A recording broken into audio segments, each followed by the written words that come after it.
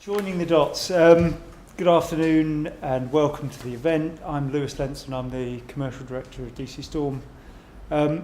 My job on this first presentation is, unlike the others who are going to be talking about case studies and real examples, mine's slightly different. I want to try and just introduce what the subject is and remind people of what the complicated issues are, and then look at, rather than getting bogged down in the practicality of actually solving it and making it happen, actually look at the theories and the approaches which would allow you to join up multiple devices without getting too bogged down in the practicalities of actually doing it.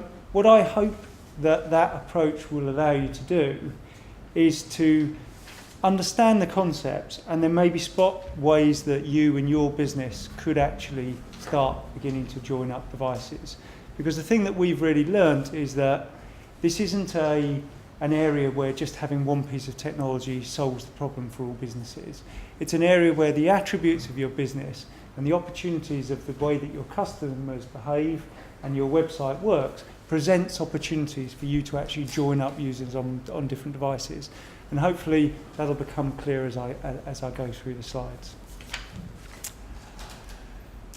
I'm actually presenting a story which is based on somebody else at DC Storm, Paul, who wrote this presentation. And I haven't changed it to my... No, go back one. You can't drive. And I haven't changed it because it's actually a really good story. I think it does reflect the whole issue actually quite well. So I'm going to tell a story based on his experience of a purchase journey. I'm then going to go through what the joining techniques are that can be used in relation to that story. And then I get to talk about DC Storm's universal user approach to doing that. Then a bit about the benefits of actually joining up and what they were. Now, in terms of the benefits, again, I'm going to leave the sort of numbers and kind of growth in sales and all the kind of that stuff to the later case studies. And I'm going to talk about it in terms of what are the views that you can get? What are the insights that you can get that you wouldn't have if you haven't done the joining up? And I think the later presentations, you'll get opportunities to see what the scale of improvement is that we can make. So the story starts with Paul's crappy wooden shed, and it's only crappy because it actually looks quite good at this stage because it hasn't been broken into. But the story started where my colleague Paul went away on holiday, leaving his prized possession, his bike, in his wooden shed. And when he came back, it had been broken into and his bike was gone. So the beginning of his journey was this disappointing thing of him losing his bike. And the story is about how he actually went about replacing it. And that's his beautiful bike. So the search to replace this began when he got home with his work laptop, and he typed in a search into Google for flat bar road bike, which is apparently what that is. And he searched, looked at a series of websites and looked at different bikes, and very quickly found Evans Cycles was a bike shop that had the bike that he quite fancied. And while he's on the site, he registered for a test ride, which was going to be the next day. So the next day he came to work, he went to the Evans Cycle store, and when he did the registration, he gave his email address, and he went in, he said who he was, and that he'd booked a test ride. He took the bike out for a ride. He liked it, but he didn't want to actually buy it, so he left. On the way back to the office, he got an email on his iPhone, and that was Evans asking him how well his test ride had gone. And he clicked on that email, and he actually again looked at the bike, sort of, because he's very excited about the bikes at this stage. Later on in the day after work, because of course he doesn't look at bikes during work time, he was travelling home on the bus and he got his iPhone out again and revisited the site and looked at the bike. And then finally, this won't go on forever, rest assured. That evening he sat down with his gin and tonic, hence the slide, and pulled out his iPad so he could get a really good look at the bike once and for all, and he made the choice to buy it. So that was a journey that, whilst it may be not what everybody would have done, it doesn't actually include things that most of us probably don't do. And it's not actually really clutchy in terms of imagining it goes on for months and months and that there's all kinds of assumptions which are unrealistic. I don't think that is an unrealistic journey for buying a bicycle. And in actual fact, while the order of the events and the timescale over which they happened are definitely going to vary, it's definitely not an unusual story. So let's think now. I don't know very much about Evans cycles, but if we give them the benefit of the doubt, if they've actually got quite good tracking on their website, if they've got quite good tracking on their mobile site, if they've actually got store managers who understand the value of collecting data about their test rides, and if they actually haven't attended the event like this, which tells them how to join it together, this is, I think, the kind of view that Evans have probably got. And they know that somebody used a website, did a search, and showed lots of intent to do something by booking a test ride, but then they never ever saw that person ever again. They then have somebody in the store who arrives, who's booked a test ride, and they know that goes quite well, but then they probably never actually know that person because they didn't buy in that visit to the shop, and they didn't come back, and the store manager didn't recognise them from the test ride. It just ended at that point. And they know that they sent somebody an email, which they did actually open their iPhone, and they maybe have tracking that tells them they actually came back on their iPhone later. But again, the journey ended kind of there, and there was no real success.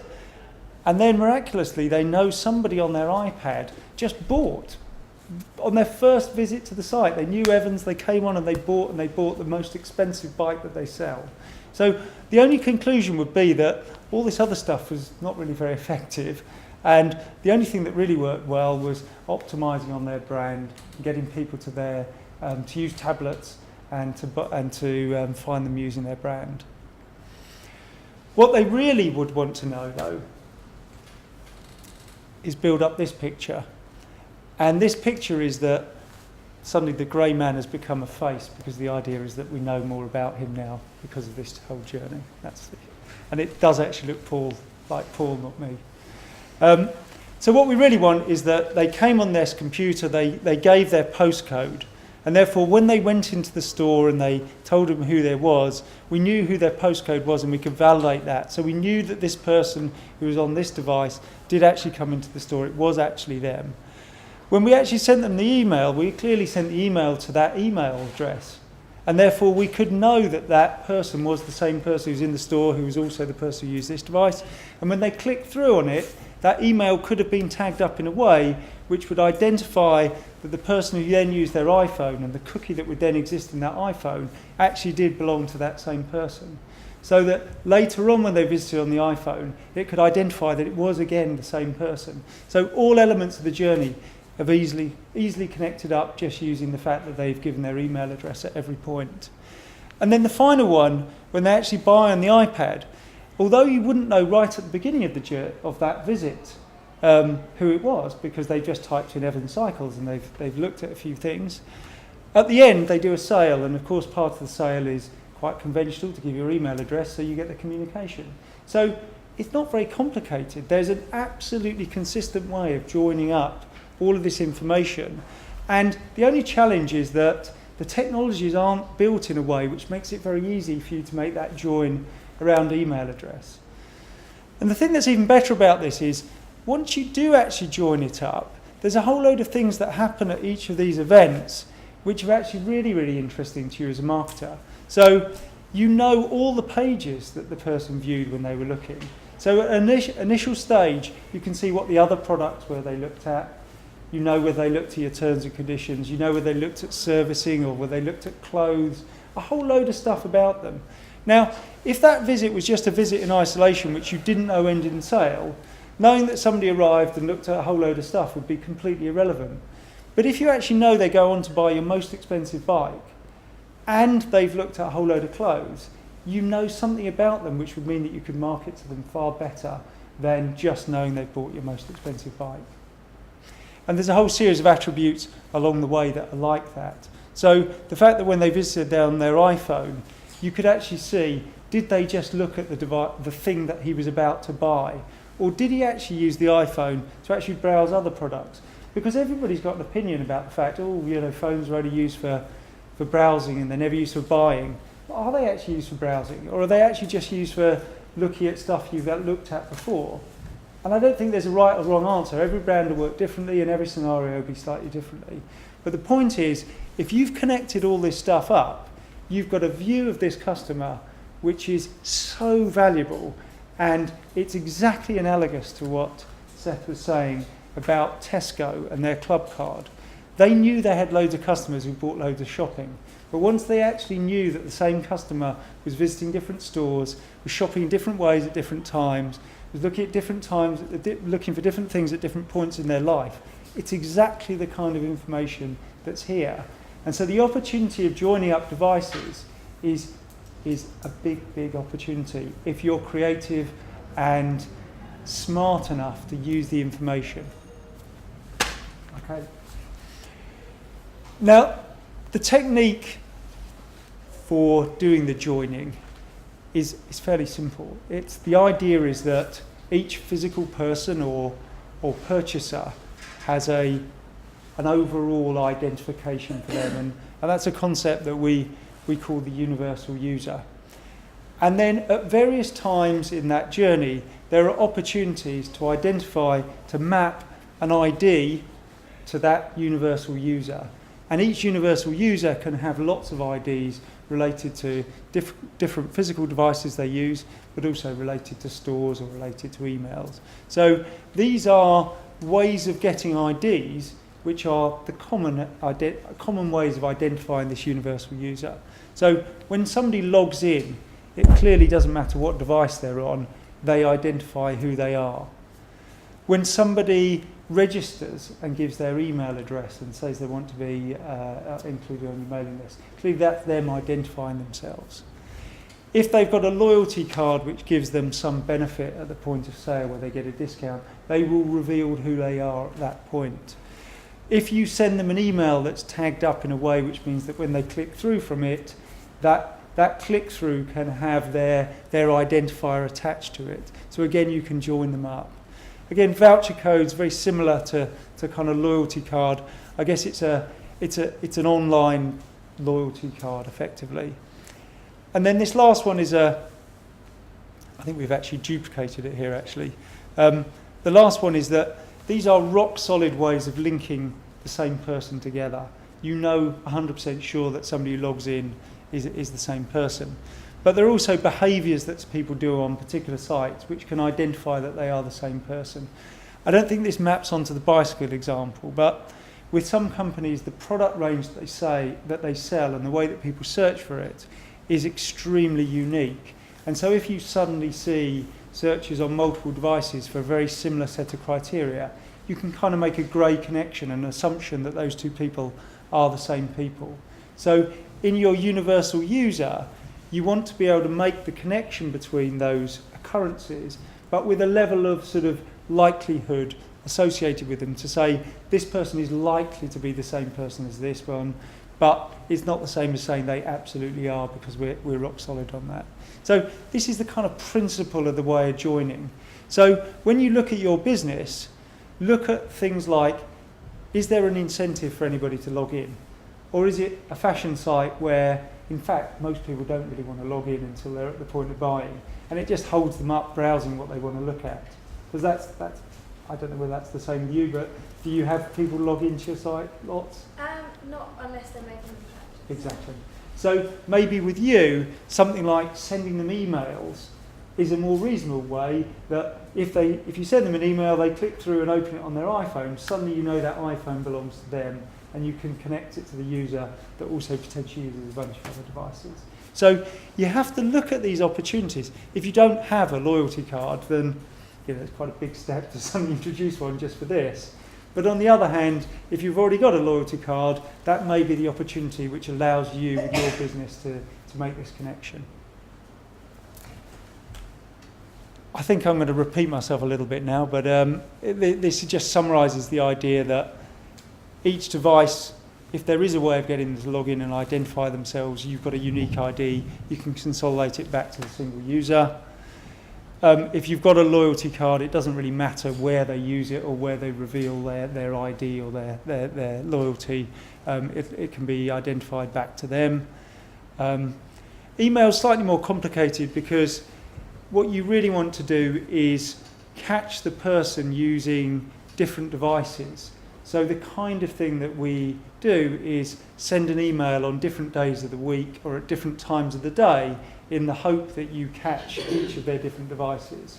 So if you know that somebody always browses on always shops at lunchtime, sending them an email just before will just mean that you catch them on their usual device at that time. But maybe if you send them an email outside of work hours, hopefully they're going to open it, give them an incentive to click through, and suddenly you've caught them on their home device or their tablet. So that's the kind of technique that you would use to, over time, build up a better and better picture of all the devices that a user's got. Voucher codes work in a similar way. You email them out. It's not then specific to that device because people tend to remember the voucher code and use it on any devices.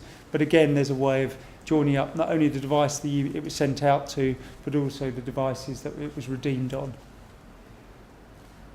And then similar searches is just, in this particular example, it doesn't seem a particularly unique search now I'm looking at it, but maybe the fact that it's searching for a hotel as well with a particular name suddenly means that is quite a specific search based on particular dates. And analysis that we've done is that for some brands, there are so many searches go on that are nearly always unique. And then when we are able to see the same search repeated, we happen to also be able to connect them via some other mechanism, which has proved that it is quite a good way of making that grey match. I think in travel it works particularly well because the date combinations and hotel combinations and numbering party is actually relatively unique. I think also for the bike example, that can be unique depending on what kind of data you're collecting. So if you've got quite a unique range of bikes, and in this case it was a high-end bike, and it was a particular store that he went to look at. So if he'd done a store finder, for example, and when you knew that somebody in Brighton was looking for that particular bike, and then he did a walk-in and actually booked the bike demo as he walked in, you could use those two pieces of data if you could capture them as a way to join up the same user.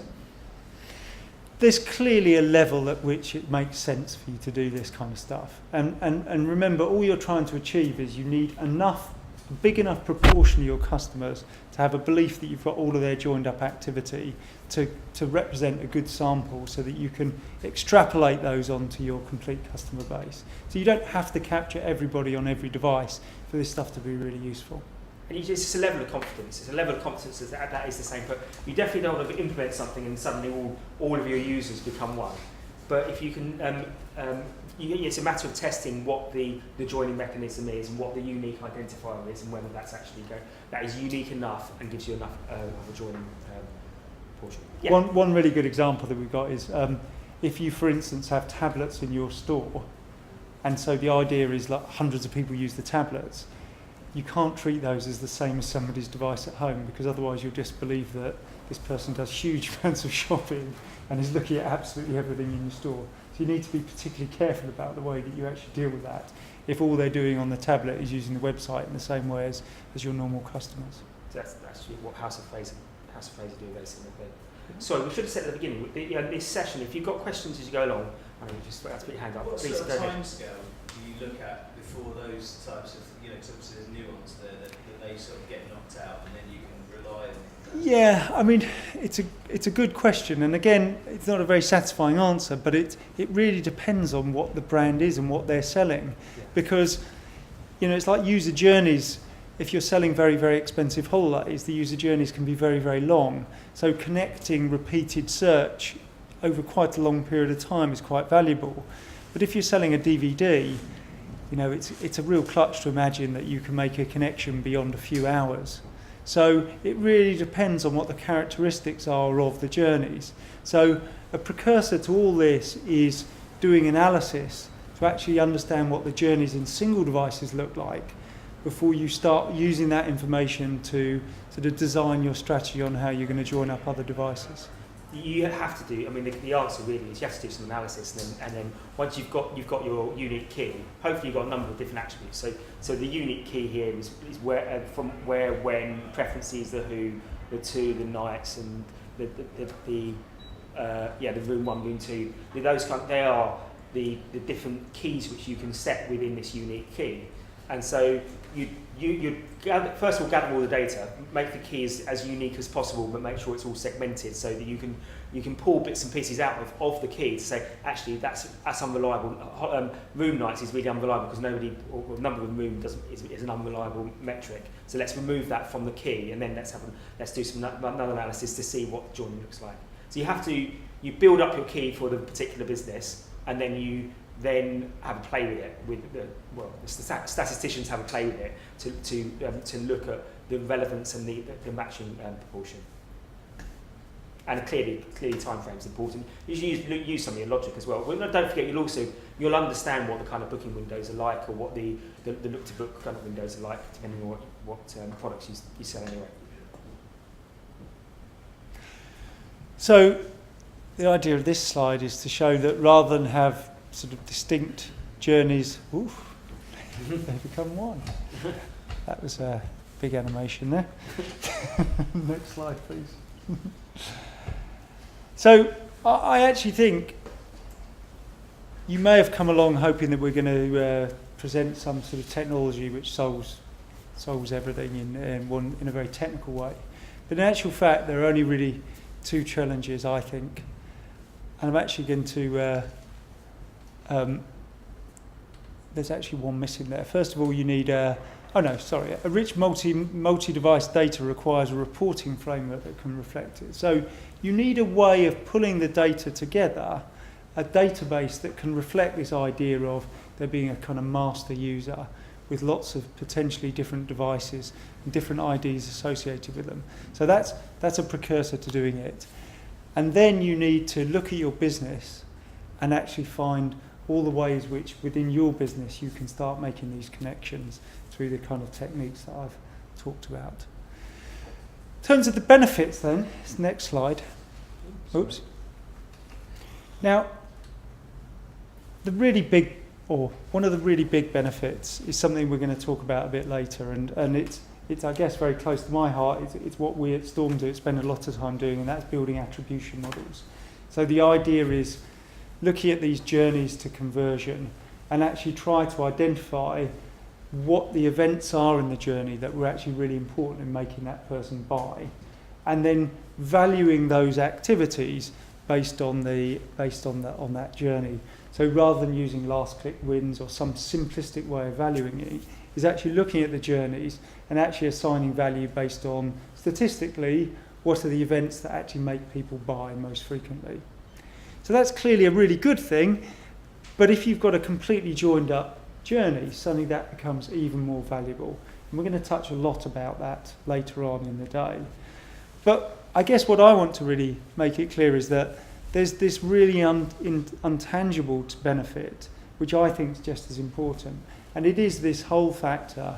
If you really know how customers shop with you, there are millions of decisions or hundreds of decisions that your business will be making every single day about how it merchandises, what it buys, who it thinks its customer is, how they might market next, decisions about whether they trial particular things like Facebook or like other new media. And if you don't even understand how your most loyal customers or even your latest new customers, how they came across you and why they bought from you, then you're clearly not in a very good position to make very good judgments about what to do next. So I know it's not a very quantifiable thing, but my experience is that the businesses that really understand this stuff, as well as doing all the attribution and all the fancy reporting and all that good stuff, the thing that they really have is an understanding of their customer. And if they're good enough to use that understanding and translate it into the hundreds of decisions that are made within their business every single day, those are the brands that are hugely successful. So that's kind of my view on the really big benefit.